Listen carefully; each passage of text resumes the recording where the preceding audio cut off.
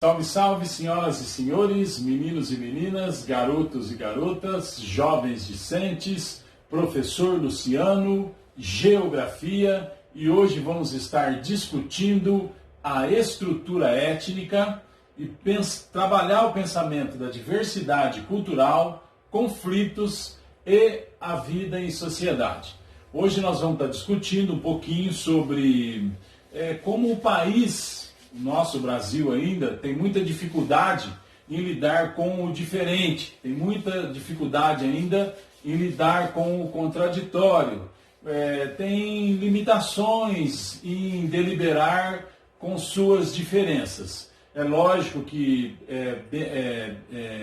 em comparação a outros países, estamos bem avançados, mas ainda assim temos tensões étnicas que envolvem essas diferentes etnias, né? Apesar de não ser tão gritantes como em outros lugares, mas ainda enfrentamos grandes problemas quando se diz respeito a deliberar sobre o contraditório. Bem, quando se diz respeito ao Brasil, a principal característica estrutural étnica da população do Brasil é a enorme variedade de etnias resultante de uma intensa miscigenação que se iniciou quando os colonizadores europeus, os portugueses, aqui se instalaram, relacionaram-se com indígenas nativos e trouxeram milhões de africanos, aproximadamente aí, talvez 3 milhões de africanos, de diferentes regiões do continente, à força, para trabalhar como escravo nas plantações. Então vamos estar discutindo um pouquinho sobre isso aí, mais precisamente hoje vamos abordar os africanos e os indígenas. Então, durante 3 séculos e meio, a mão de obra que sustentou a produção do Brasil foi a dos trabalhadores africanos escravizados, né? Então, nós temos aproximadamente aí 3 milhões de africanos que foram trazidos para o Brasil.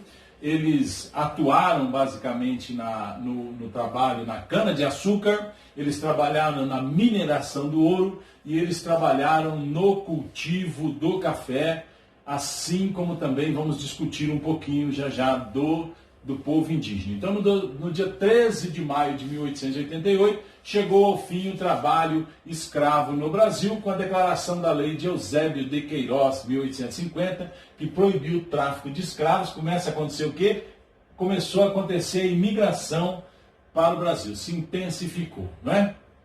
Então, século XVI ao século XIX, mais de 3 milhões de africanos foram trazidos à força da África para o território da colônia portuguesa, o atual Brasil, para produzir, na condição de escravos, riquezas para a metrópole.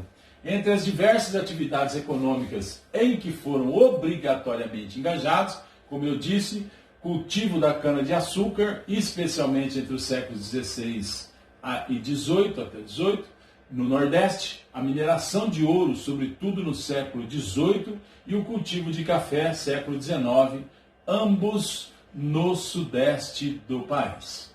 Bem, a influência dos povos de origem africana pode ser verificada em todos os aspectos da cultura nacional. Na língua, nós temos influência na língua, nós temos influência na culinária, no tipo de alimentação, na música, ritmos, né? Então, na dança, na literatura, na religião e em várias outras situações. E eu queria colocar aqui, infelizmente, um comentário que tem que ser feito. Que bom que seria que também fosse, não é? Na construção do conhecimento relevante, porque os senhores vão ver durante o passar dessa aula que os negros, eles foram preteridos, não é? Então, eles não tiveram o mesmo acesso à educação. Então, eu inseri essa frase, que bom seria também se fosse na construção, não só na língua, na culinária, na música, na dança, na literatura, na religião, mas também como seria bom se fosse no conhecimento relevante, na ciência, na medicina, uma construção civil e no direito. Fica aqui o comentário. Em 2010, mais da metade, 50,7% da população brasileira era composta de afrodescendentes, pretos e pardos, de acordo com a classificação do Instituto Brasileiro de Geografia e Estatística, o nosso IBGE. As regiões brasileiras que apresentam a maior proporção desta população são as regiões Norte, Nordeste e Sudeste. Já os estados que apresentam a maior proporção de afrodescendentes no total de habitantes, temos a nossa amada Bahia, Amazonas e o Pará. As desigualdades sociais entre a população afrodescendente no Brasil e a população branca ainda hoje é marcante no país, principalmente em relação à distribuição de renda. Segundo muitos analistas, um dos fatores que contribuem para a desigualdade do nível de renda é a diferença de escolarização e oportunidade existente entre os grupos. Então, esta escolarização, como eu pontuei no comentário agora atrás, essa diferença de escolaridade é muito grande ainda, tá? Essa diferença está relacionada, entre outros aspectos, ao fato de ser muito maior a proporção de afrodescendentes obrigados a abandonar os estudos para trabalhar e desta maneira contribuir com o orçamento familiar. Então ainda observamos a grande necessidade da população negra de fazer o quê? De abandonar os seus estudos para poder contribuir com o orçamento familiar e, consequentemente, não avançam quanto à escolaridade. Aqui dentro desse contexto, eu trouxe um demonstrativo que diz taxa de analfabetismo de pessoas com 15 anos ou mais por cor ou raça. Então, este dado é de 2010. Então, nós observamos cidades com até 5 mil habitantes, certo? Então, a população branca, nós temos 9,8 de pessoas com taxa de analfabetismo. Nós temos da raça preta 27,1% e da raça parda 20%. Cidades de 5 mil a 10 mil habitantes, nós temos brancos 11%, nós temos da raça preta 28% e nós temos da raça parda 21,7%. Entre 10 mil e 20 mil habitantes, isso aumenta, a raça branca aumenta um pouco, 11,8%, o negro 28%, a preto 28,3% e a parda 22,1% de taxa de analfabetismo. Nas cidades entre 20 até 50 mil habitantes, nós temos 10% de população branca, 24,7% de população preta e 20,1% de população parda. Em cidades entre 50 e 100 mil habitantes, que seria praticamente o nosso caso aqui da cidade onde eu falo para vocês, 7,2% de população branca, 18,1% de população preta analfabeta, 15,6% parda. Se você for uma cidade entre 100 mil até 500 mil, você vê que a população branca cai para 3,9%, 10% da população preta e 8,3% da população parda. Se você for em cidades acima de 500 mil habitantes, 2,6%, o analfabetismo como um todo cai, né? De negros, de pretos, 6,5% e da população parda, 5,4%. Mas é importante ressaltar que em todos os cenários nós vemos o preto com maior índice de analfabetismo e na sequência o pardo com um alto índice também de analfabetismo. Aqui eu coloquei para os senhores a questão da imigração, porque pontuamos agora que tivemos aproximadamente 3 milhões de negros sendo trazidos para o trabalho escravo no Brasil, trabalhando na cana-de-açúcar, mineração de ouro e cultivo do café. Tivemos aproximadamente aí de 2 a 3 milhões de população nativa, aí, contando com indígenas, né, no Brasil. E aqui a imigração é de acordo com períodos, com anos, né? Então, nós tivemos aqui mais ou menos entre 1890 e 1899, um período onde tivemos muitos imigrantes, 1900 a 1909, 1910 a 1919, 1920 a 1929. Os senhores veem então que nós temos a diminuição dessas remessas de escravos para o país, consequentemente aumenta a vinda de imigrantes. Aqui nós estamos colocando então alemães, espanhóis, italianos, japoneses, portugueses, sírios e turcos. Essa época que eles vieram para o Brasil, não está contido aqui os negros, porque a grande maioria veio para cá através do tráfico, né? Veio para trabalhar de uma forma escrava, e também não está contando aqui a população indígena, aí esses 2 a 3 milhões também de pessoas que estavam, a população indígena e a nativa, né? Que estavam aqui quando os nossos colonizadores assim chegaram. Então temos aqui alemães, espanhóis, italianos, japoneses, portugueses, sírios e turcos, descritos o período de ano que eles foram chegando. Então, por exemplo, os portugueses, aqui eu quero destacar, período onde que eles mais chegaram, que eles mais vieram até o país, foi entre 1904 e 1913.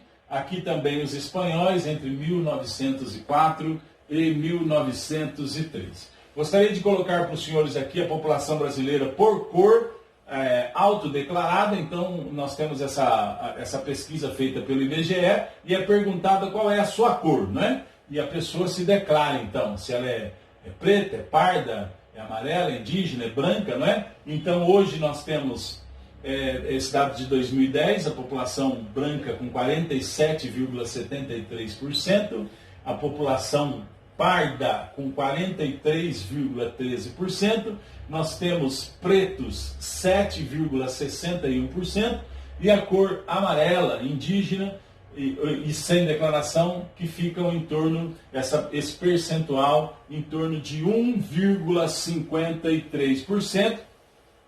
Então, só para a gente pontuar, quando os primeiros colonizadores portugueses chegaram, há mais de 5 séculos atrás, na costa litorânea do território, que se transformaria no Brasil de hoje, né? Estima-se que a população nativa oscilava em torno de 2 a 3 milhões de pessoas.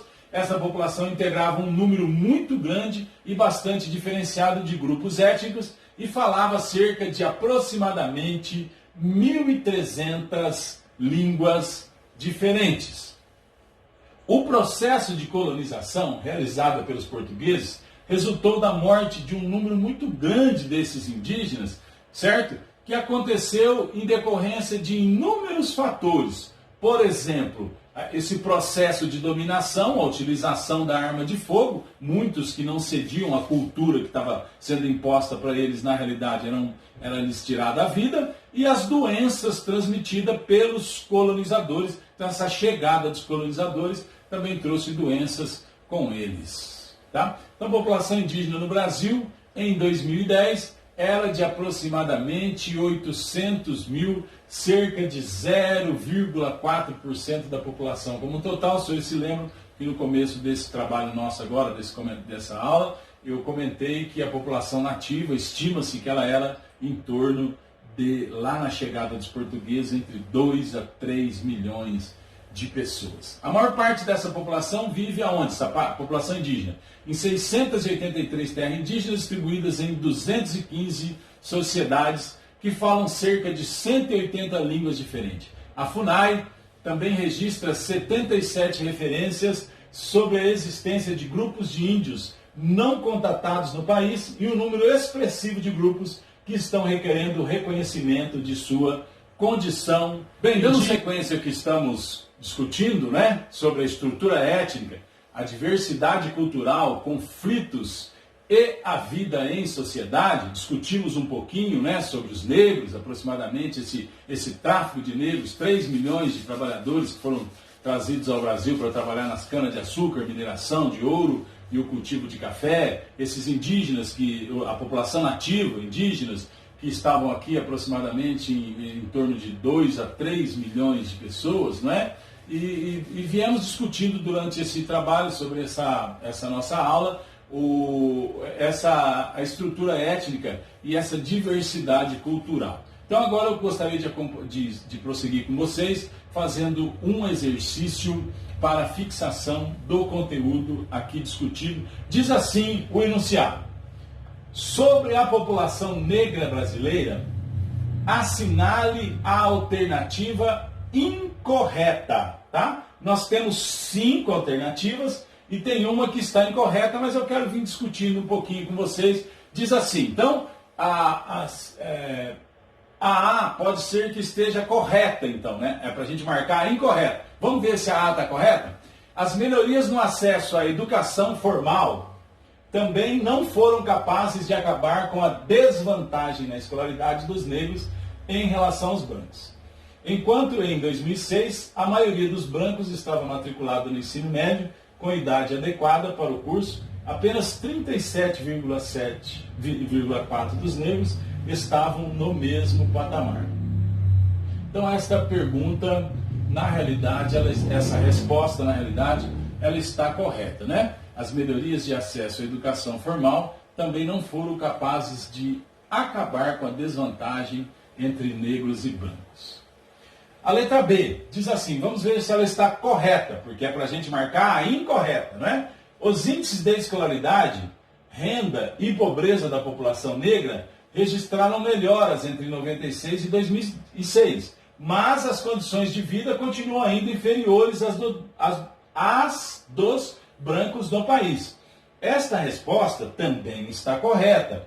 É importante a gente entender, é triste até, porque destas 5 perguntas tem uma que está incorreta, mas as que estão corretas nos trazem tristeza. Por quê? Os índices de escolaridade, renda e pobreza na população negra registraram melhoras, mas mesmo assim as condições continuam inferiores às dos brancos no Brasil, e o problema maior é que as condições no Brasil não são as melhores possíveis. Então nos dá tristeza, por quê? Porque os negros não conseguem se aproximar às condições dos brancos, mas as condições dos brancos também não são as melhores possíveis. Então a letra B também está correta e nós temos que achar uma resposta incorreta. A letra C diz assim, a renda média do trabalhador negro cresceu, embora o aumento não seja muito expressivo. É triste isso. Essa pergunta também está certa.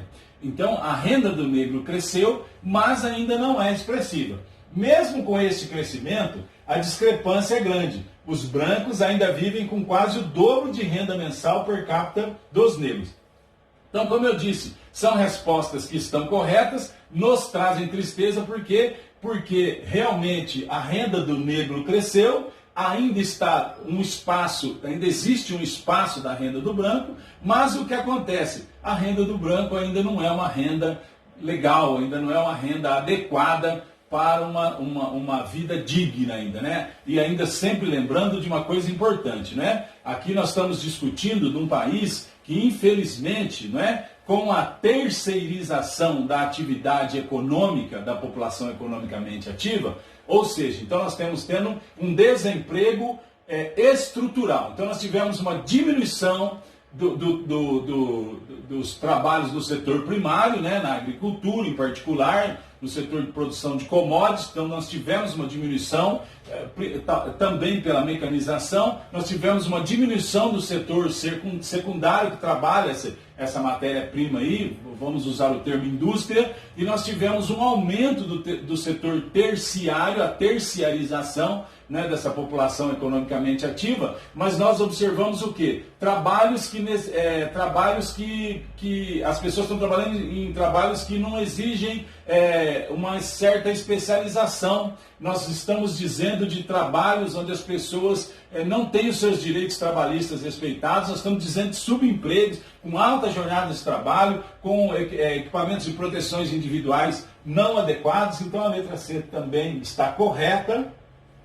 Letra D, os negros, homens e mulheres, entram mais cedo no mercado de trabalho e deixam-no mais tarde em relação aos brancos. Não entendam esse comentário meu como um desabafo, mas ainda no Brasil as leis trabalhistas ainda não são respeitadas, né? Então aqui está dizendo que negros, homens e mulheres entram mais cedo no trabalho, mas existe ainda, infelizmente, por parte do empresariado como um todo no Brasil, um certo tipo de exploração da população economicamente ativa, altas jornadas de trabalho, direitos trabalhistas não respeitados. Já melhorou muito, mas ainda temos falhas, não é? E ainda vemos uma exploração do trabalho, do trabalho do ser humano como um todo, não só da raça negra. Ficou então a letra E, que provavelmente seja a resposta que esteja a nossa resposta certa, mas a pedida da pergunta, a solicitação da pergunta é: assinale a alternativa incorreta, né? Então, diz assim: a desigualdade entre brancos e negros tem se agravado nos últimos anos. Aqui está dizendo que é incorreta, pois faltam políticas públicas capazes de reverter essa situação. Na realidade, o Brasil tem tentado. Então, esta seria a resposta correta. Esta está incorreta, a letra E, né? A desigualdade entre brancos e negros tem se agravado nos últimos anos no Brasil, pois faltam políticas públicas capazes de reverter esta situação. O Brasil tem procurado melhorar as políticas públicas, né? Mas ainda estamos longe, tá? Esta é a resposta incorreta. Ou seja, a resposta certa da nossa pergunta, mas ainda precisamos avançar ainda muito. Eu gostaria só de deixar então com vocês: a resposta certa é a letra E. A desigualdade entre brancos e negros tem se agravado nos últimos anos no Brasil, pois faltam políticas públicas capazes de reverter essa situação. Eu só coloquei aqui possíveis discussões, porque nós viemos discutindo no passar dessa aula que existem ainda, estão faltando algumas coisas para essa população econômica ativa ser respeitada da forma adequada, e eu queria estar encerrando com os senhores, para os senhores aí trabalharem de forma ativa, aí, fazerem uma pesquisa, né? É triste até falar nisso. Nós discutimos um pouquinho sobre negros e índios hoje, sobre a estrutura étnica, sobre a diversidade cultural, conflitos e a vida em sociedade. Discutimos ainda, eu pontuei um pouquinho, tomei a liberdade de pontuar que sim, temos tensões étnicas que envolvem a população brasileira como um todo. Eu queria que você tomasse a liberdade de pesquisar aí a eugenia. Existiu isso já no Brasil, né, e talvez ainda exista, essa busca por purificação de raças.